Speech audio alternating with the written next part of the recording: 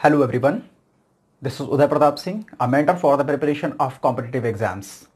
हमारी जो world geography की सीरीज चल रही है उसमें हम काफ़ी कुछ वीडियोस पीछे कवर कर चुके हैं और काफ़ी कुछ कंसेप्ट के बारे में भी बात कर चुके हैं, जिसमें कि अब हमारा एक नया कंसेप्ट शुरू होगा जो कि है प्रोफेसर अल्फ्रेड वेगनर का महाद्वीपीय विस्थापन सिद्धांत, continental drift theory of professor Alfred Wegener. इससे पहले हमने जो बात की है वो हमने महाद्वीपों और महासागरों की उत्पत्ति से संबंधित और उनके वितरण से संबंधित अन्य 4 परिकल्पनाएं बता दी हैं, जिनमें कि सबसे पहली जो थी हमारी वो लॉर्ड केल्विन की परिकल्पना थी जो कि संकुचन यानी कि श्रिंकिंग और कॉन्ट्रैक्शन पर आधारित थी। इसके बाद जो सेकंड हमने पढ़ी थी वो लेपवर्थ और लव की परिकल्पना थी, वो भी सिकुड़ने के आधारित पर यानी कि सिकुड़न, संकुचन और कॉन्ट्रैक्शन या श्रिंकिंग पर आधारित थी। तीसरी परिकल्पना जो हमने पढ़ी थी वो भी सिकुड़न, कॉन्ट्रैक्शन या संकुचन पर ही आधारित थी, जो कि हमारा चतुष्फलकीय सिद्धांत था जिसको कि लोथियन ग्रीन ने दिया था। ये 3 परिकल्पनाएं सिकुड़न पर आधारित थी। इसके बाद जो अगली परिकल्पना हमने शुरू की थी जो कि इससे लास्ट वीडियो में हमने पढ़ी थी वो था हमारा टेलर का महाद्वीपीय विस्थापन सिद्धांत यानी कि continental drift theory propound by Taylor. तो इस थ्योरी में क्या था कि जो हमारी पृथ्वी की ऊपरी परत है उसका विस्थापन हुआ, वो ड्रिफ्ट हुई, एक जगह से दूसरी जगह गई, तो ये मूवमेंट यानी कि ड्रिफ्टिंग पर आधारित थी, जबकि इससे पहले की बात करें तो वो सिकुड़न पर आधारित थी। तो चलिए अब हम यहां पे बात करते हैं अल्फ्रेड वेगनर के महाद्वीपीय विस्थापन सिद्धांत के बारे में। जैसा कि नाम से हमें पता लगता है कॉन्टिनेंटल ड्रिफ्ट यानी कि जो भी महाद्वीपीय प्लेटें हैं उनका विस्थापन। इनके बारे में यह बात कही जाती है कि ये एक जर्मन जलवायुवेत्ता थे। बेसिकली इन्होंने पृथ्वी पर जितनी भी महाद्वीपीय विस्थापन की घटनाएं हुई हैं उनको जलवायु से रिलेट करके समझा है और जलवायु से रिलेट करके उस पर रिसर्च की है। तो बेसिकली एक जलवायुवेत्ता थे। बाद में इन्होंने धीरे धीरे पृथ्वी के आंतरिक और बाहरी भागों की जब जानकारी की तो इसके बाद में ये भूगर्भ शास्त्री भी हो गए, यानी कि इनकी नॉलेज उधर भी ज्यादा एक्सपैंड हो गई। तो चलिए पहले हम इनके जलवायु परिवर्तन से लेकर हम इसकी शुरुआत करते हैं। देखिए इन्होंने सबसे पहले क्या किया कि जलवायु परिवर्तन की व्याख्या की। चूंकि आज की डेट में जितने भी महासागर हैं उन सभी महासागरों ने महाद्वीपीय खंडों को अलग अलग भागों में बांट दिया है, अलग अलग भागों में बांट दिया। तो इन्होंने सभी महाखंडों की जलवायु के बारे में अध्ययन किया तो इन्होंने पाया कि महाद्वीपों के जो पश्चिमी हिस्से हैं यानी कि जो महाद्वीपों के पश्चिमी हिस्से हैं, इन पश्चिमी हिस्सों की जलवायु एक दूसरे महाद्वीप के पूर्वी हिस्से की जलवायु से कहीं ना कहीं मैच करती है। अफ्रीका महाद्वीप के पश्चिमी हिस्से की जलवायु दक्षिण अमेरिका महाद्वीप के पूर्वी हिस्से से कहीं ना कहीं मैच करती है। इधर ऑस्ट्रेलिया महाद्वीप के पश्चिमी हिस्से की जलवायु इस अफ्रीका महाद्वीप के पूर्वी हिस्से की जलवायु से कहीं ना कहीं मैच करती है। इसका मतलब यह है कि कभी ना कभी ये भूखंड जो है वो आपस में एक दूसरे के साथ मिले रहे होंगे और समय के साथ साथ ये भूखंड अलग होते चले गए, इसलिए इनके अंदर कुछ सिमिलैरिटीज हैं। तो ये तो था जलवायु परिवर्तन से। दूसरी बात, इन्होंने जो भौगोलिक संरचना है, जो जियोग्राफिक फॉर्मेशन है, उस पर भी बात की। मतलब इन्होंने क्या बताया कि अगर हम इन सबको मिला दें तो ये एक साथ फिट हो जाएंगे। इस कंडीशन को हम ज्योग्राफी में जिग्स ऑफ फिट के नाम से जानते हैं, उसके बारे में अभी हम आगे बात करेंगे। तो चलिए पहले शुरुआत कर लेते हैं, क्या थी इनकी परिकल्पना। अल्फ्रेड वेगनर ने जो अपना सिद्धांत था वो 1912 में प्रोपाउंड किया। मतलब 1912 में इन्होंने सिद्धांत दिया और उसके बाद में 1922 में यह सिद्धांत प्रकाशित हुआ। ऐसा क्यों हुआ? 1912 में जब सिद्धांत दिया तो 10 साल बाद इसको पब्लिश क्यों किया गया? इसका रीजन था कि मीनवाइल यहां पर फर्स्ट वर्ल्ड वॉर स्टार्ट हो चुका था। तो फर्स्ट वर्ल्ड वॉर स्टार्ट होने की वजह से इन रिसर्चेस पर या इन सभी चीजों पर विश्व के सभी भूगोलवेत्ताओं का ध्यान नहीं जा सका और कुछ प्रॉब्लम्स होने की वजह से इसको जब पहला विश्व युद्ध समाप्त हो गया उसके बाद 1922 में इसको प्रकाशित किया गया। तो ये इनका सिद्धांत प्रोपाउंड डेट थी और ये इनका पब्लिशिंग डेट थी। तो अब शुरू करते हैं कि जब इन्होंने जलवायु परिवर्तन के बारे में अध्ययन किया तब इन्होंने पाया कि कई सारे महाद्वीपों के पश्चिमी और पूर्वी हिस्सों की जलवायु सेम है। तो हो सकता है कि उस समय पर जो महाद्वीपीय खंड है वो एक साथ एक बिंदु पर रहे हों। इन्होंने क्या किया? इन्होंने यह भी बताया कि महाद्वीप और महासागर अस्थायी हैं, मतलब वे एक जगह पर परमानेंट स्टेबल नहीं रहते हैं, वो ड्रिफ्ट करते रहते हैं, एक जगह से दूसरी जगह शिफ्ट होते हैं। महाद्वीपीय विस्थापन ही जलवायु परिवर्तन का कारण है, यानी कि जो क्लाइमेट चेंज आया है, यानी कि आज की डेट में काफी हद तक मैच करते हैं, लेकिन अब इस हिस्से की जलवायु और इस हिस्से की जलवायु में कुछ परिवर्तन है। ये परिवर्तन कैसे आया? क्योंकि जब ये हिस्सा अलग हो गया तो इसका देशांतरीय विस्तार अलग हो गया। देशांतरीय विस्तार अलग हो जाने की वजह से जलवायु में चेंज आ गया। वो यहां पर भी हुआ है कि कभी ये हिस्सा एक साथ रहे होंगे तो इनकी जलवायु बिल्कुल सेम होगी, लेकिन देशांतरीय विस्थापन यानी कि जो इनका जो ड्रिफ्ट हो गया है, कॉन्टिनेंटल ड्रिफ्ट है, तो ड्रिफ्ट की वजह से इनके बीच में गैप आ गया है, तो यहां पर इनकी जलवायु में थोड़ा सा डिफरेंस भी आ गया होगा। इन्होंने एक और बात बताई कि पृथ्वी जो है वो स्याल यानी कि सिलिका और एल्यूमिनियम, पृथ्वी सीमा सिलिका और मैग्नीशियम, और पृथ्वी निकिल और फेरस यानी कि निफे से बनी हुई है। मतलब पृथ्वी के इंटरनल स्ट्रक्चर की हम बात करें, उसकी परतों की बात करें, तो उसमें सिलिका एल्यूमिनियम, सिलिका मैग्नीशियम और निकिल और फेरस की मौजूदगी है। अभी तक हमने सियाल और सीमा के बारे में पढ़ा था, निफे के बारे में इन्होंने जानकारी दी। इन्होंने क्या बताया? इन्होंने बताया कि जो सियाल है वो हल्का पदार्थ है, जबकि सीमा जो है वो भारी पदार्थ है, और जो निकिल और फेरस है वो बहुत ज्यादा हाई डेंस पदार्थ है जो पृथ्वी के इंटरनल कोर में मौजूद है, मतलब पृथ्वी के केंद्र में मौजूद है। तो हम अभी यहां पर बात करते हैं सियाल और सीमा की। सियाल चूंकि हल्का पदार्थ है, सीमा भारी पदार्थ है, तो इनका मानना था कि जो सियाल है वो उसकी जो सतह बनी हुई है, जो मतलब सियाल है वो महाद्वीपों की सतह को बनाता है, और जो सीमा है वो महासागरों की सतह को बनाता है। देखिए, महासागर अपनी जगह से ड्रिफ्ट नहीं होते हैं, ड्रिफ्ट होते हैं तो महाद्वीप, क्योंकि ये हल्का पदार्थ है, और सीमा जो है वो भारी पदार्थ है। तो हल्का पदार्थ भारी पदार्थ के ऊपर तैरता है, यानी कि महाद्वीपीय खंड महासागरों के ऊपर इनकी प्लेट तैर रही है, क्योंकि हल्का पदार्थ है, इसलिए ये पृथ्वी जो है वो सियाल, सीमा और निफे से बनी हुई है। नेक्स्ट पॉइंट है, कार्बोनिफेरस युग में पृथ्वी के सभी स्थलखंड आपस में जुड़े थे और यह स्थलखंड पैंजिया था। यहां से शुरू होती है इनकी एक्चुअल हाइपोथेसिस। देखिए, इनका मानना यह था, ये जो हमारा ग्लोब है, ये जो अर्थ है, इस अर्थ पर कार्बोनिफेरस पीरियड में सभी महाद्वीप एक साथ एक दूसरे से जुड़े हुए थे, और जो कि एक भूखंड था, इसको इन्होंने पैंजिया कहा। इस पैंजिया के अलावा इस पृथ्वी पर जो भी हिस्सा बचा था, इसको इन्होंने पैंथालासा सागर कहा। यानी कि पृथ्वी पर सिर्फ एक ही भूखंड था कार्बोनिफेरस युग में, जिसको कि पैंजिया नाम दिया गया, और पैंजिया के अलावा जो कुछ था वो पैंथालासा सागर था। इसके बाद स्थलखंड के चारों ओर एक ही महासागर था, जिसे पैंथालासा कहा गया, वो आपके सामने है। नेक्स्ट था, कार्बोनिफेरस से ट्रियासिक युग तक पैंजिया का विभाजन हुआ। यानी कि कार्बोनिफेरस पीरियड से लेकर ट्रियासिक पीरियड तक इस पैंजिया के दो हिस्से हुए, यानी कि ये पैंजिया टूटा बीच से, और टूटने के बाद में एक हिस्सा बना इसका अंगारा लैंड, जिसको लॉरेशिया बोलते हैं, और दूसरा हिस्सा बना गोंडवाना लैंड, जिसको क्योंकि हमारा जाकर नीचे दक्षिणी ध्रुव की तरफ चला गया, यानी कि गोंडवाना लैंड चला गया दक्षिण की तरफ, और लॉरेशिया यानी कि अंगारा लैंड चला गया हमारा उत्तर की तरफ। ये जो गोंडवाना लैंड था, ये आकर अंटार्कटिका वाले महाद्वीप से कनेक्टेड है, और लॉरेशिया जो है वो उत्तरी गोलार्ध में उत्तरी ध्रुव की शिफ्ट हुआ। अब ये जो लॉरेशिया शब्द है, इससे भी हमें कुछ नाम पता चलते हैं ज्योग्राफी में। जैसे कि आपने देखा होगा ना, ये एक सेंट लॉरेंस नदी है जो कि यूएसए और कनाडा में है, बीच में है। तो सेंट लॉरेंस की वजह जो नाम पड़ा है, तो चाहे तो ये कहें कि सेंट लॉरेंस या लॉरेशिया या सेंट लॉरेंसीय तुल्य जलवायु, जो सेंट लॉरेंसी जलवायु है, आपने ज्योग्राफी में मिलेंगे, आगे आपको पढ़ने को मिलेगी। ये सभी चीजें एक ही नाम है, तो ये सब एक दूसरे से जुड़े हुए हैं। तो लॉरेशिया उत्तर में गया, गोंडवाना लैंड दक्षिण में गया। आगे बढ़ते हैं, दूसरा भाग दक्षिण तरफ गया, गोंडवाना लैंड, बीच में महासागर खुला, जिसे टेथिस महासागर कहा गया।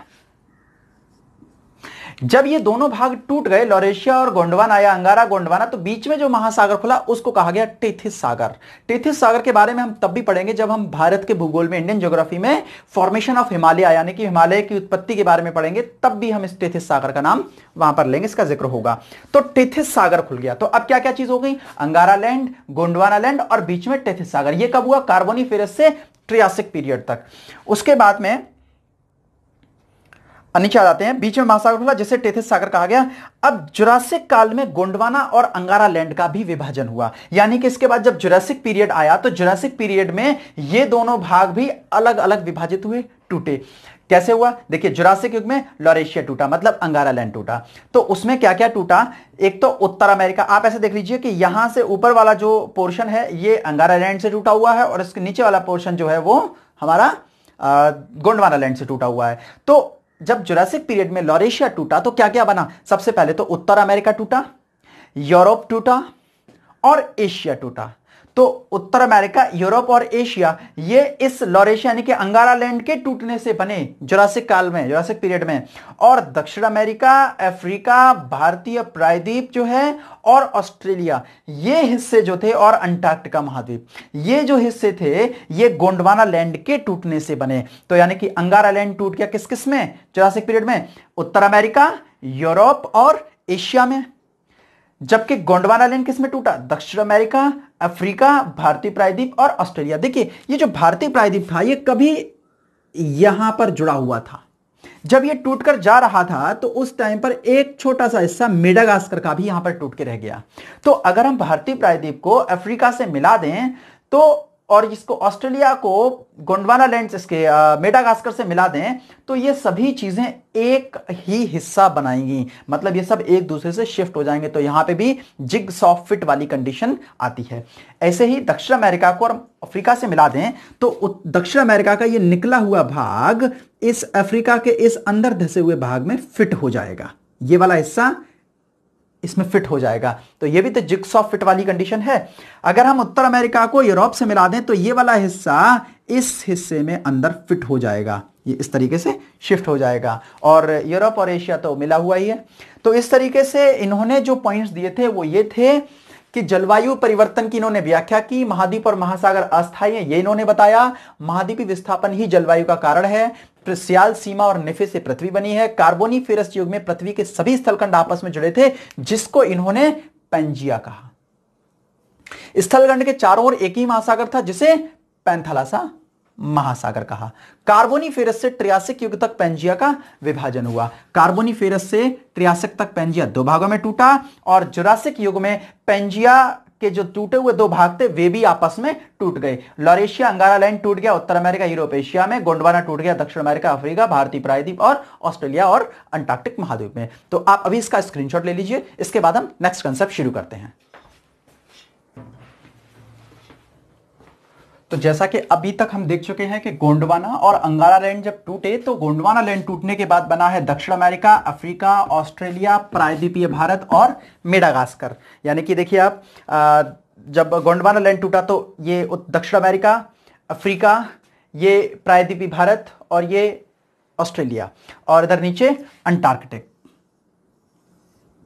ये हिस्से टूटकर बने। अब इनको भी हम जरा देखते हैं कि यहां पर इनके विस्थापन और टूटने के कारण क्या थे। बेसिकली यहां पर एक नोट डाल दिया है हमने कि पेंजिया का शेष बचा हुआ भाग अंटार्कटिक महाद्वीप है। यानी कि जब पेंजिया जो था, मेन पेंजिया था, वो जब टूट गया तो लास्ट में बचा हुआ भाग एक अंटार्कटिक महाद्वीप रह गया और पैंथालासा का शेष बचा हुआ भाग जो है प्रशांत महासागर रह गया, जो कि हमारा उत्तर अमेरिका, दक्षिण अमेरिका और एशिया, ऑस्ट्रेलिया के बीच में है पैंथालासा महासागर, जो कि वर्तमान में प्रशांत महासागर के नाम से अवशेष के रूप में शेष रह गया है। अब बात करते हैं भाई विस्थापन का कारण क्या था।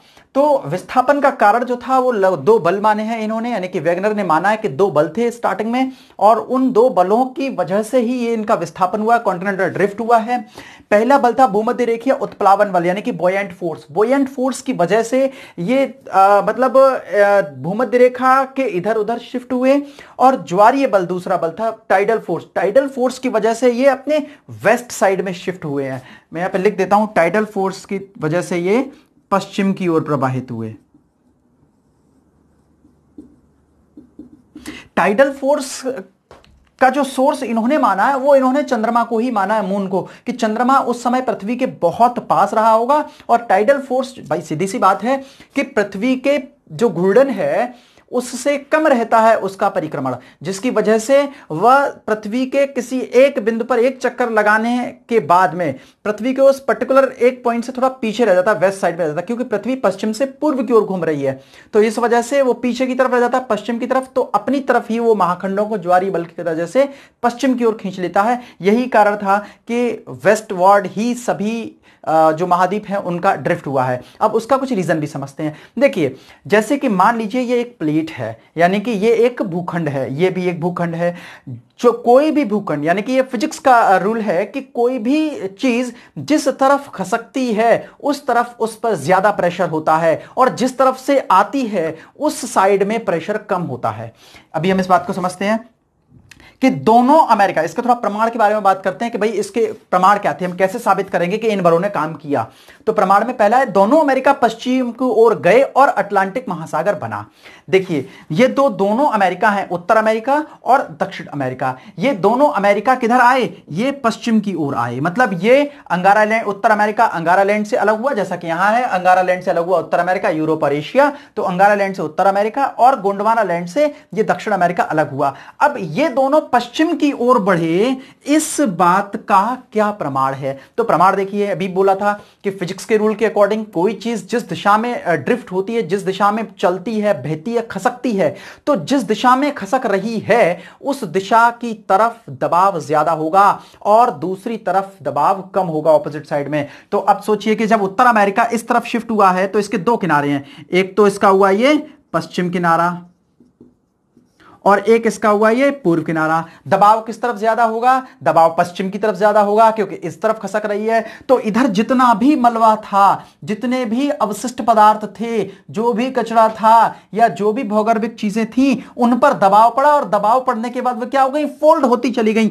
और फोल्ड होने की वजह से यहां पर कौन सा माउंटेन बन गया? रॉकी माउंटेन बन गया, यानी कि ये वलित पर्वत बन गया। जब इस प्लेट ने इधर दबाव डाला तो जितना भी मलबा था, जितने भी अवशिष्ट पदार्थ थे, उन पर दबाव पड़ा इस प्लेट का, और दबाव पड़ने की वजह से वो उठ गए, उनमें वलन पड़ गए और वलन पड़ने से बना रॉकी माउंटेन। सेम इसके साथ भी यही हुआ कि जब ये वाली प्लेट पश्चिम की तरफ प्रवाहित हुई तो इसमें दबाव इस तरफ ज्यादा था और दबाव इस तरफ कम था। आप नोट्स में इस बात को जो मैं बोल रहा हूं, इसको नोट्स में आप कहीं पर मेंशन कर लेना या साथ के साथ लिखते भी चलना कि दक्षिण अमेरिका के पश्चिमी तट की तरफ दबाव ज्यादा था और दक्षिण अमेरिका के पूर्वी तट की तरफ दबाव कम था। यही कारण हुआ कि जब ये इधर खसका तो यहां पर जो मलबा, कचरा, अवशिष्ट पदार्थ थे, उनको इकट्ठा करके उनमें वलन पड़ गए और यहां की जो भूसन्नतियां थीं वो भर गई। भूसन्नतियां के बारे में अभी हम आगे पढ़ेंगे, जो कि कोबर ने बताया, जिनके बारे में, जैसा कि हिमालय की उत्पत्ति के संबंध भी में भी भूसन्नतियां हैं और भूसन्नति के बारे में क्वेश्चन भी आता है। इनको हम पर्वतों का पालना भी कहते हैं, मतलब इन्हीं में पर्वतों का निर्माण हुआ है।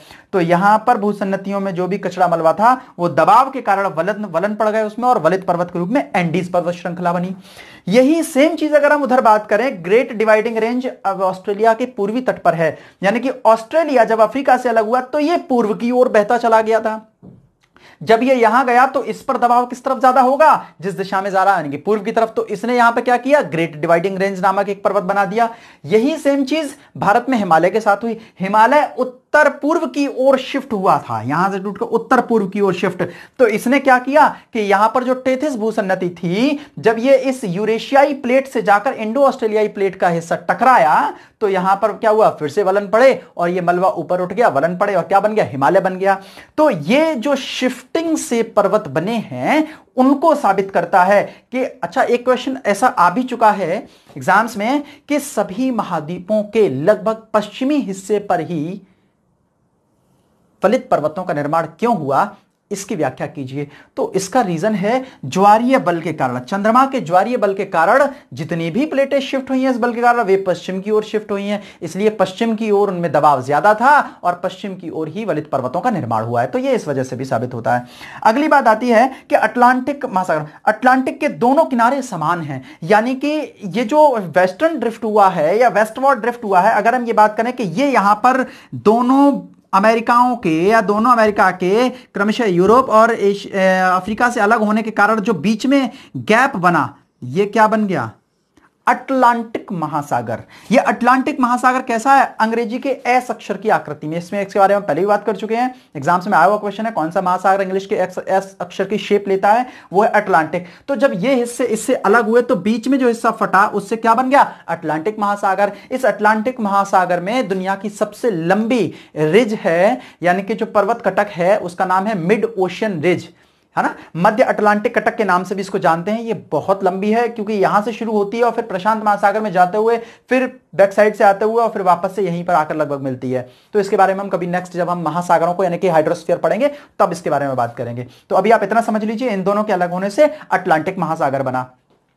इसके बाद आता है कि अटलांटिक महासागर के दोनों किनारों की हम बात करें तो उत्तर अमेरिका और यूरोप को अगर हम मिला दें, अगर मान लीजिए कि कई वर्षों पहले अगर ये आपस में एक साथ रहे होंगे तो ये वाला जो पोर्शन है वो इसमें शिफ्ट हो जाएगा, यानी कि ये भूखंड इस भूखंड से बिल्कुल एकदम मैच हो जाएगा। ये वाला जो दक्षिण अमेरिका का भूखंड है ये अफ्रीका के साथ में बिल्कुल मर्ज हो जाएगा और ये बिल्कुल फिक्स हो जाएगा, ये वाला हिस्सा जाकर इसमें फिक्स हो जाएगा। और ये वाली जो लाइन है ये वाला हिस्सा ये हो जाएगा, यानी कि हम कह सकते हैं उत्तर अमेरिका का पूर्वी तट और यूरोप का पश्चिमी तट एक दूसरे से मैच हो जाएंगे, एक दूसरे में फिक्स हो जाएंगे। दक्षिण अमेरिका का पूर्वी तट और अफ्रीका का पश्चिमी तट भी आपस में एक दूसरे के साथ फिक्स हो जाएंगे अगर इनको मिला दें। ऐसा ही जो अफ्रीका है, अगर हम भारत के प्रायद्वीपीय हिस्से को वापस लाके इससे मिलाएं तो ये हिस्सा बिल्कुल इसके साथ शिफ्ट हो जाएगा। और यहां पर जो हमारे गुजरात की पहाड़ियां हैं वो केन्या की पहाड़ी से मैच करती हैं, मतलब दोनों की उत्पत्ति लगभग एक ही तरह के पदार्थ से है। ऑस्ट्रेलिया को अगर हम इधर वापस लेकर आए तो ऑस्ट्रेलिया भी इसमें फिक्स हो जाएगा। इसका मतलब है कि जो हिस्से एक दूसरे से अलग हुए हैं अगर उनको वापस लाके जोड़ दें तो वो फिक्स हो जाएंगे। इस स्थिति को बोलते हैं हम लोग जिगसॉ फिट, यानी कि ये वाली जो कंडीशन क्रिएट हुई है वो जिगसॉ फिट की वजह से क्रिएट हुई है। जिगसॉ फिट का मतलब है कि जो चीजें एक दूसरे से अलग हुई हैं अगर उनको मैच करें तो वापस से सभी चीजें एक दूसरे के साथ फिक्स हो जाएंगी। तो ये उत्तर अमेरिका, यूरोप, दक्षिण अमेरिका, अफ्रीका और भारत, ये क्या हैं? ये सब जिगसॉ फिट के ही एग्जाम्पल हैं। एक और चीज कि जो अटलांटिक महासागर है इसके दोनों सिरों पर कैलिडोनियन यूगिन और हर्सिनियन यूगिन पर्वतों का निर्माण भी है, यानी कि अगर यहां पर कैलिडोनियन हर्सिनियन है तो यहां पर भी कैलिडोनियन हर्सिनियन है, यहां पर कैलिडोनियन हर्सिनियन है तो यहां पर भी है। इसका मतलब है कि ये दोनों हिस्से कभी एक ही रहे होंगे। तो ये चीजें साबित होती हैं। एक और चीज, दक्षिण अमेरिका के पूर्वी तट तथा अफ्रीका के पश्चिमी तट की वनस्पति भी समान है। अगर हम थोड़ा बॉटनिकल तरीके से बात करें तो दक्षिण अमेरिका के पूर्वी तट पर जो वनस्पति पाई जाती है वही अफ्रीका के पश्चिमी तट पर भी है। तो दक्षिण अमेरिका के पूर्वी तट की वनस्पति अफ्रीका के पश्चिमी तट की वनस्पति से भी मैच करती है। एक और चीज, भारत, दक्षिण अमेरिका, अंटार्कटिक, ऑस्ट्रेलिया में ग्लोसोपेरिस नाम की वनस्पति के अवशेष भी पाए जाते हैं। अब देखो दक्षिण अमेरिका, अफ्रीका, अंटार्कटिक महाद्वीप, प्रायद्वीपीय भारत और ऑस्ट्रेलिया, ये सभी एक ही हिस्से तो हैं। ये किससे अलग हुए हैं? ये गोंडवाना लैंड के हिस्से से टूटकर, विभाजित होकर, विस्थापित होकर अलग हुए हैं। और ये किस समय में अलग हुए थे? ये हुए थे जुरासिक पीरियड में, क्योंकि जो सबसे पहले पेंजिया था, पेंजिया कार्बोनीफेरस से ट्रियासिक युग तक दो भागों में बटा, अंगारा लैंड यानी कि लॉरेशिया और दूसरा गोंडवाना लैंड। और गोंडवाना लैंड का जो हिस्से टूटे हैं वो कब टूटे? वो जुरासिक पीरियड में टूटे हैं। पश्चिम की तरफ गया दक्षिण अमेरिका, पूर्व की तरफ चला गया ऑस्ट्रेलिया और उत्तर पूर्व की तरफ चला गया हिमालय और इधर चला गया नीचे अटलांटिक और ऊपर आ गया अफ्रीका। अटलांटिक क्या है? वो शेष बचा भाग है इसका।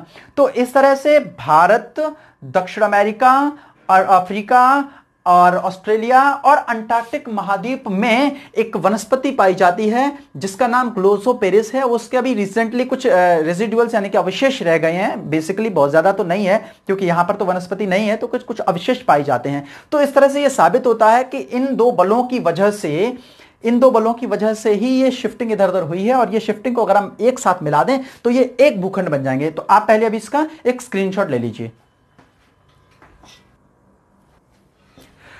तो चलिए, आपने स्क्रीनशॉट ले लिया होगा।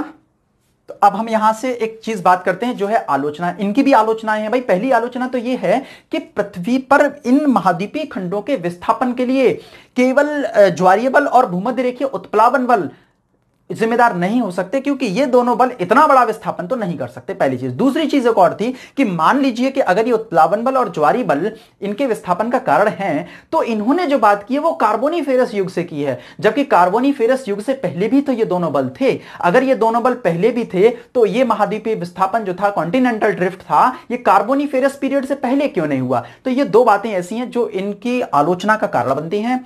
लेकिन फिर भी जितने भी भूगोलवेत्ताओं ने जो अपनी चीजें दी हैं इन्होंने भी अपनी जो हाइपोथेसिस दी है, यही हाइपोथेसिस आगे जाकर प्लेट टेक्टोनिक्स का बेस बनी है। तो अगली हमारी जो हाइपोथेसिस होगी या जो हमारी संकल्पना है, जो थियोरी है, वो हमारी प्लेट टेक्टोनिक्स की होगी, जो बेसिकली आज की डेट में सबसे ज्यादा मानी जाती है। जैसे कि हमारे यूनिवर्स के इवोल्यूशन में बिग बैंग को सबसे ज्यादा मान्यता दी जाती है, उसी तरीके से प्लेट टेक्टोनिक्स की घटना है। तो चलिए यहां पर हम आज इस हाइपोथेसिस को खत्म करते हैं। नेक्स्ट हमारी प्लेट टेक्टोनिक्स होगी। आप इन सब चीजों को रिवाइज करिए। तो चलिए, अगर आपको ये वीडियो अच्छा लगा हो, if you find this video informative for your preparation, don't forget to the like button, do subscribe and share this video with all others. Thank you very much.